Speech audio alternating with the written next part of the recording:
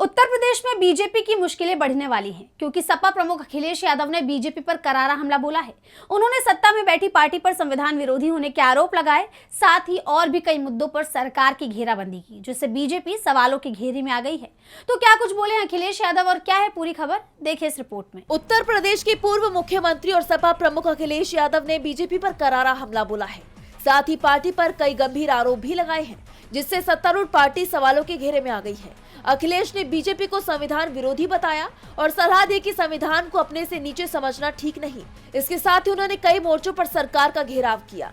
उन्होंने social media platform x पर BJP पर सवाल दागते हुए पोस्ट किया कि जनता पूछ रही है कि जब अपने ऊपर लगे मुकदमे हटवाए थे तो संविधान के किस अनुच्छेद के तहत ऐसा वैध कार्य किया था, जो महोदय सनातनी संतों का तिरस्कार मंचों से लगातार कर रहे हैं, जो अपमानजनक अवांछित उपमा दे रहे हैं, जो अपनी विध्वंसकारी नकारात्मक बुलडोजरी सोच के समर्थन में नारे लगवाकर माघ मेले के धार्मिक सौहार्द को बिगाड़ रहे हैं, जो माघ मेले के उपद्रवियों के विरुद्ध मुकदमा दर्ज नहीं कर रहे हैं, वो महोदय मौन ही रहे, यही उनके लिए श्रेयस्कर है। उन्होंने दावा किया कि अब सत्ताकामी भाजपा का धर्म विरोधी चेहरा बेनकाब हो गया है। अखिलेश ने आगे कहा कि जो नुकसान होना था वो हो गया है।